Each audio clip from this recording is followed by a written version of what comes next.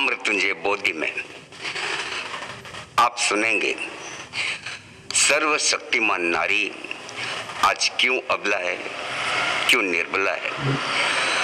परम पूज्य हठ योगी श्री धैर्य मुनि जी महाराज के मुखारविंद से यह उद्बोधन श्रृंखला का प्रथम आरंभ मेरे संस्कार निर्माता परम पूज्य पिताजी स्वर्गीय बुद्धमल जी कुंभट व माताजी स्वर्गीय श्रीमती धन कंवर जी कुंभट को सादर समर्पित है। प्रवचन श्रृंखला की इस लाइव प्रोग्राम में आप सभी धर्म बंधुओं का स्वागत है। आज हम बात करेंगे जीवन के उन अनमोल तथ्यों की तरफ जो हमारे जीवन के निर्माण में, हमारे संस्कारों में तथा हमारे व्यवहार के अंदर एक अनमोल भूमिका निभाते हैं। हमारे जीवन में ऐसे कई तथ्य हमारे आसपास में हमारे जीवन को नित्य प्रतिदिन प्रभावित करते हैं, परंतु अनेक कार्यों की वजह से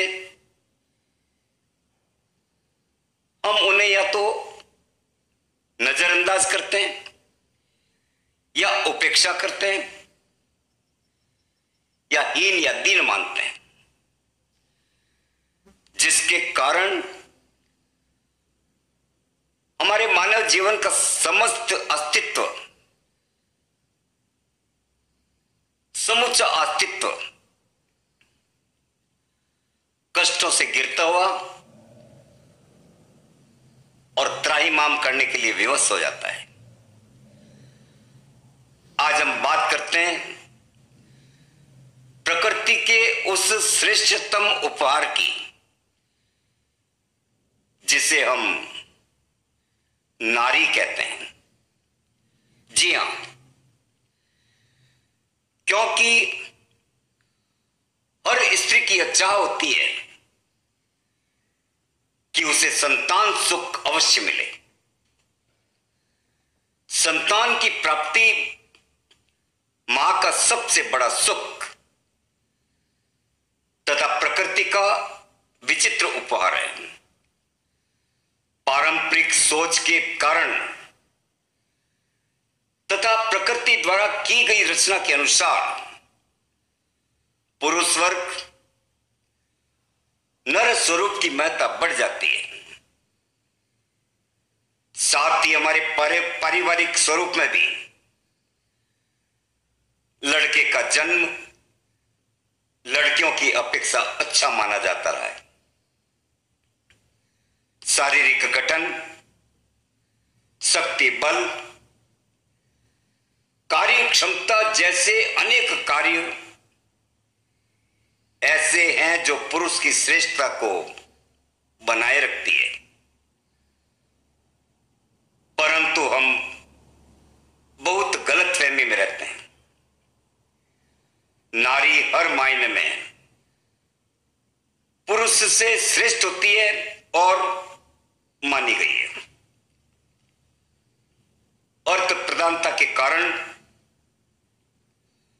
पुरुष वर्ग स्वयं को श्रेष्ठ मानने की भूल करता आया है।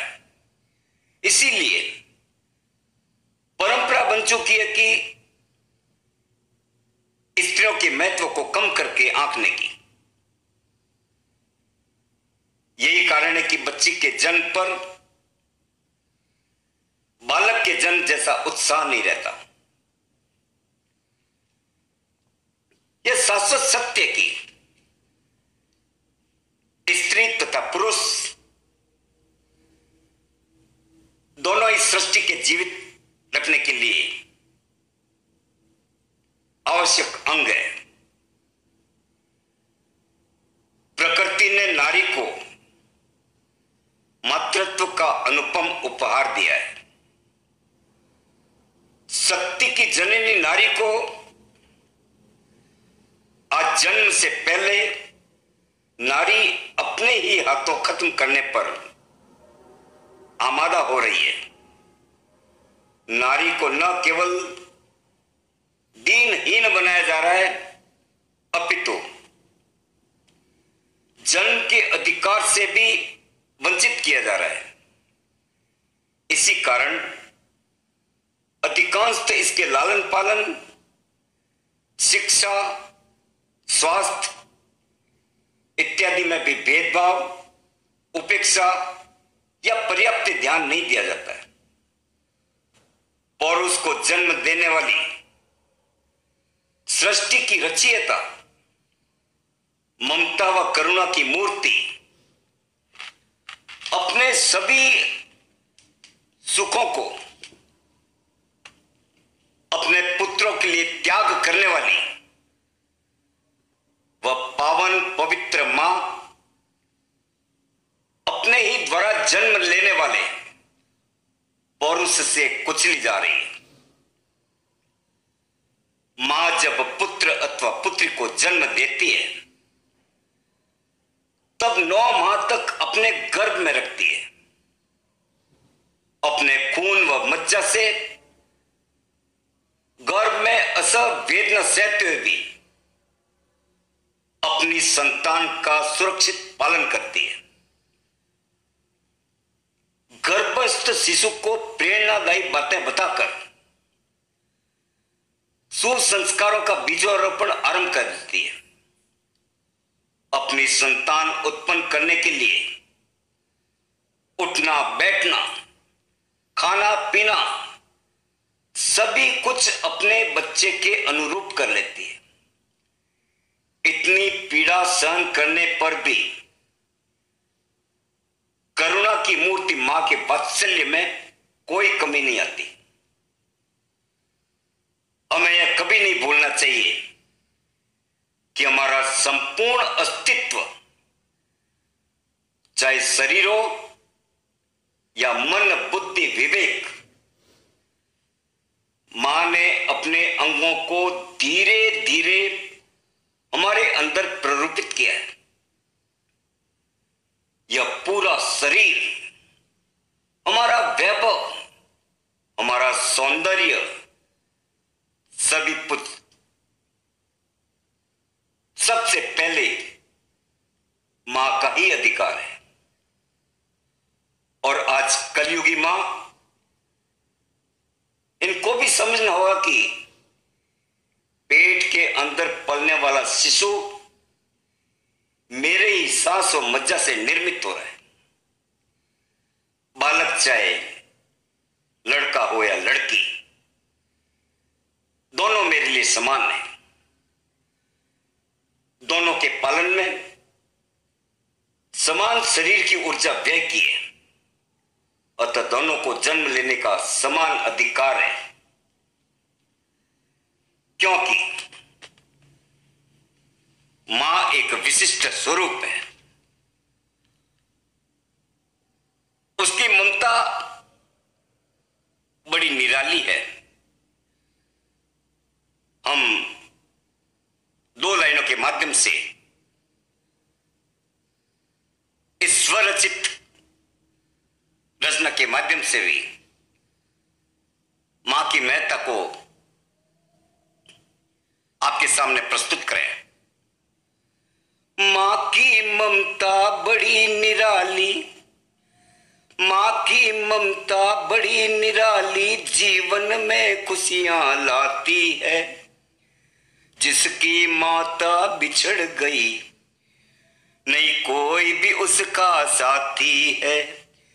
जिसकी माता बिछड़ गई नहीं कोई भी उसका साथी है। मां की ममता बड़ी निराली, मां की ममता बड़ी निराली, जीवन में खुशियां लाती है। जिनकी माता बिछड़ गई नहीं कोई भी उसका साथी है। और जिनकी माता बिछड़ गई नहीं कोई भी उनका साथी है। दुख देखे 9 महीने तक दुखी न देखा बालक को, दुख देखे 9 महीने तक दुखी न देखा बालक को, गीले में सोकर जिसने नहीं सुलाया बालक को, गीले में सोकर जिसने नहीं सुलाया बालक को, आंचल से लगाया अमृत पिलाया, आंचल से लगाया अमृत पिलाया, मन ही मन हर्षाती है जिनकी माता बिछड़ गई, नहीं कोई भी उसका साथी है, और जिनकी माता बिछड़ गई नहीं कोई भी उसका साथी है। माँ की ममता बड़ी निराली जीवन में खुशियां लाती है, जिनकी माता बिछड़ गई नहीं कोई भी उनका साथी है, और जिनकी माता बिछड़ गई नहीं कोई भी उनका साथी है। जरा सोचें, यदि आपके सामने आपकी अंगुली को रेत रेत कर काटी जाए तो क्या आप सहन कर पाओगे? क्या होगी आपकी दशा? क्या आप अपने अंग को रेत रेत कर काटने की अनुमति दे पाएंगे? मान लीजिए आपकी एक अंगुली में पीड़ा हो गई, आप अस्पताल उसे ठीक कराने जाएंगे या कटवाने? आपकी दोनों आंखों में से एक आंख में कम रोशनी या मोतियाबिंद हो गया, क्या आप उसे फुड़वा लेंगे? मेरे विचार से शायद ही कोई ऐसा सोचेगा। फिर क्यों जो अपने शरीर में अपना अंग नई करवट ले रहा है, जो मातृत्व सुख प्रदान कर आपके शरीर से निकलने वाला पवित्र पवन अमृत पान लेकर अपनी आंखें खोलेगा, वह केवल इसलिए दोषी हो गया कि वह पुत्री है? इस पर विचार करने से पहले अपनी बहनों से विनम्र निवेदन करूंगा कि पहले अपने ऊपर भी निगाह डाल दें। आप कौन हैं? क्या आज नारी नारी की हत्या करने के लिए आमादा होने लगी? क्या आप इस तथ्य से अपरिचित हैं? किसी अबला की हाय लेने से सामने वाले का सर्वनाश करने के लिए पर्याप्त है। क्या आप भी अपने ऊपर जब वहसीपन हो रहा हो, चाहे घर में हो या बाहर, नहीं कहते मेरी हाय तुम्हें बर्बाद कर देगी? जब इस तथ्य को जानते समझते हो, क्यों गर्भ में अपना नारी की हत्या का घिनौना पाप कर रहे हैं? क्या उसकी हाय बाद में आपको जीने देगी? क्या जिंदगी भर आप धीरे धीरे बर्बादी की तरफ नहीं मुड़ते जाओगे? अगर आपको इस सत्यता के दर्शन करने हो तो उन घरों से पूछिए जिन्होंने यह कटुता, जिन्होंने यह कुकृत्य किया है। अतः यह घिनौना पाप करने की कभी ना सोचें। मां विचारों का संग्रहालय है। उसकी आने वाली प्रत्येक संतान अपने आचार विचार व्यवहार मां से ग्रहण करता है। 9 माह तक वह केवल और केवल मां के जीवन वृत्त का अवलेपन कर खुद को परिमार्जित व परिभाषित करता है। अगर मां के मन में ममत्व, करुणा, दया, धर्म, अहिंसा, सद्भाव के स्थान पर लेश मात्र भी क्रोध, हिंसा, ईर्ष्या, छल कपट, द्वेष के भाव होंगे तो उस पाठशाला में अपना संपूर्ण अस्तित्व रमाने वाला जीवन क्या सीखेगा?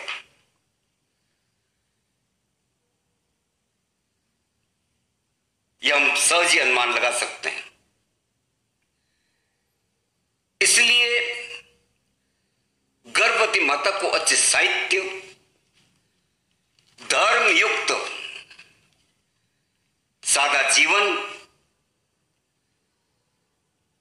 अच्छे विचार तथा संत सत्संग समागम का लाभ अधिक से अधिक दिलाने का प्रयत्न किया जाता रहा है। परंतु आज हमारी धन लोलुप जिंदगी में इन सभी बातों का महत्व गौण होता जा रहा है, जिसके दुष्परिणाम हमारे सामने हैं। पुत्र के जन्म पर हमें पुत्र के जन्म से भी अधिक गौरव होना चाहिए। पुत्र का संस्कारित होना हमारे मान यश कीर्ति में वृद्धि का कारण है। संसार की अहम कारक यह रचना हमारी मातृ शक्ति ही है।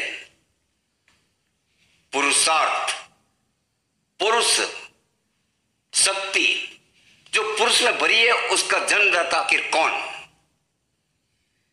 केवल और केवल मां। आज किसी के पेट में शिशु कन्या के रूप में अंगड़ाई ले रही है, क्या हमारा पौरुष उस जन्म देने वाली नवागुन जो नवजात, उसकी हत्या कर श्रेष्ठता समझने का श्रेय लेगा?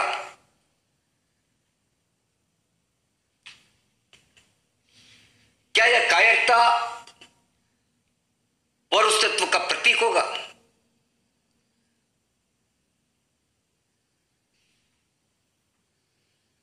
बेटी का स्वागत करें, उससे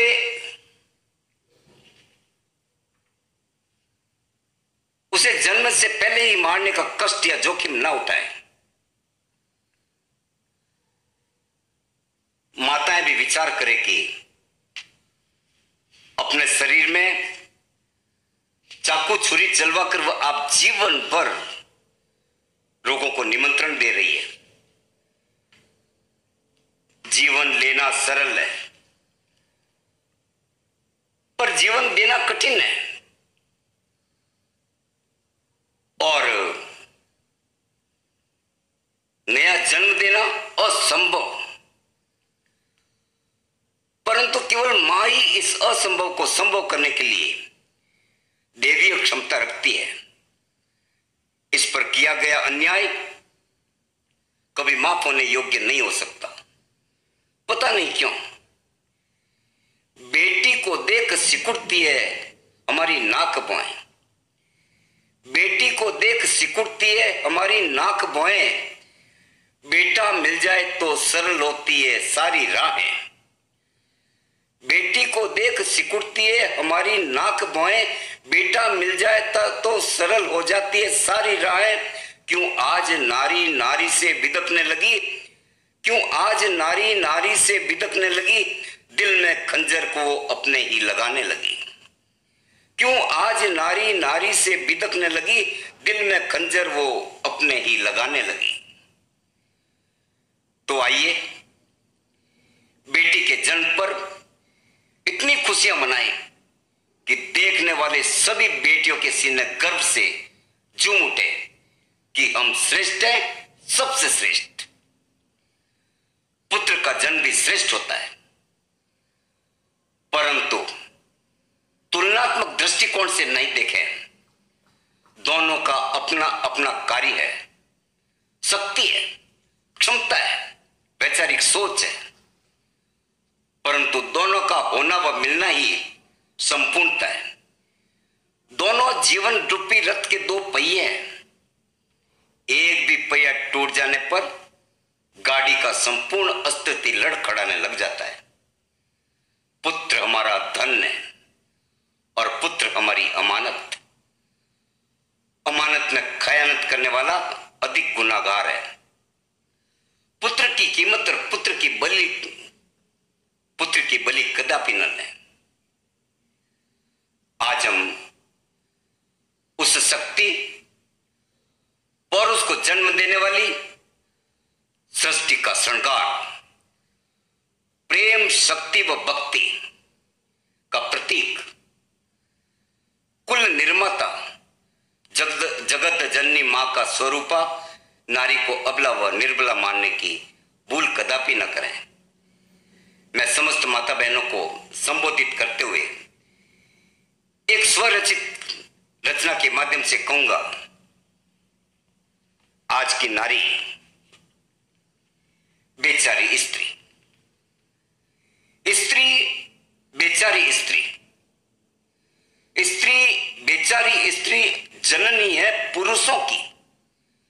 स्त्री बेचारी स्त्री जननी है पुरुषों की शक्ति की, फिर भी वह अबला है स्त्री बेचारी स्त्री। स्त्री बेचारी स्त्री जननी है पुरुषों की शक्ति की, फिर भी वह अबला है स्त्री बेचारी स्त्री।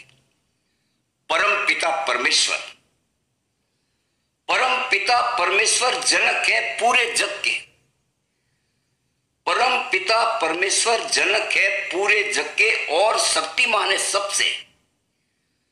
पर स्त्री जननी होकर भी बेचारी है, अबला है, अधीन है पुरुषों के।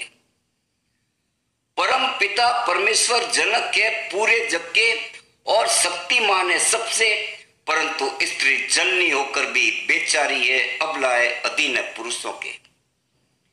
हे जन्मदात्री, लुटाती है अपना प्यार। हे जन्मदात्री, लुटाती है अपना प्यार, समेटती है आंसू, समेटती है आंसू अपने आंचल में अपने पुत्रों के। समेटती है आंसू अपने आंचल में अपने पुत्रों के। पर हे अभागी लुटती है, पर हे अभागी लुटती है, सर्वस्व लुटकर पीती है आंसू, सर्वस्व लुटकर पीती है आंसू, लुटकर भी इन मर्दों से। हे जन्मदात्री, लुटाती है अपना प्यार, समेटती है आंसू अपने आंचल में अपने पुत्रों के। पर हे अभागी लुटती है, सर्वस्व लुटकर पीती है आंसू, लुटकर भी इन मर्दों से। हे ईश्वर, ये क्या अन्याय किया? हे ईश्वर, ये क्या अन्याय किया? खुद जनक होकर सर्वशक्तिमान हुआ। हे ईश्वर, ये क्या अन्याय किया? खुद जनक होकर सर्वशक्तिमान हुआ और औरत जननी होकर भी क्यों कर उसका अपमान हुआ? और औरत जननी होकर भी क्यों कर उसका अपमान हुआ? हे ईश्वर, ये क्या अन्याय किया? खुद जनक होकर सर्वशक्तिमान हुआ और औरत जननी होकर भी क्यों कर उसका अपमान हुआ? हे स्त्री, तू प्यार की छांव है। हे स्त्री, तू प्यार की छांव है, ममता का रूप है। हे स्त्री, तू प्यार की छांव है, ममता का रूप है।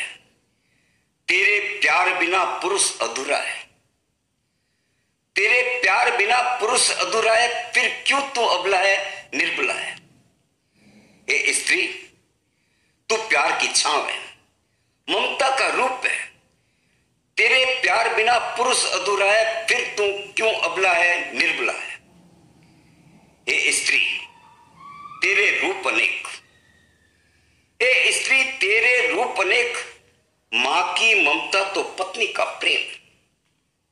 हे स्त्री, तेरे रूप अनेक, मां की ममता तो पत्नी का प्रेम। प्यारी सी बहना तो दुर्गा सी चंडी, प्यारी सी बहना तो दुर्गा सी चंडी।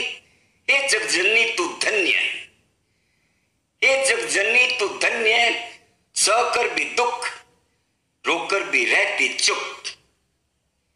हे जगजननी तू धन्य है, सहकर भी दुख, रोकर भी रहती चुप। तभी तो काहे नारी स्त्री बेचारी स्त्री। ए स्त्री तेरे रूप अनेक, मां की ममता तो पत्नी का प्रेम, प्यारी सी बहना तो दुर्गा सी चंडी। हे जगजननी तू धन्य है, सहकर भी दुख, रोकर भी रहती चुप। तभी तो काहे नारी स्त्री बेचारी स्त्री। प्रिय धर्म प्रेमी बंधुओं, आज हमने अपने संक्षिप्त उद्बोधन में नारी के विषय में आपसे चर्चा की। कल हम फिर इससे आगे बढ़ेंगे नारी और मां के विषय में कि क्यों हमारे जीवन के अंदर नारी की महत्व, नारी का रूप, नारी का स्वरूप महत्वपूर्ण है। आगे और चर्चा में आपसे चलेंगे और इसी मंगल भावना के साथ कि हम नारी के महत्व को समझें, अपने शब्दों को विराम दूंगा। जय महावीर।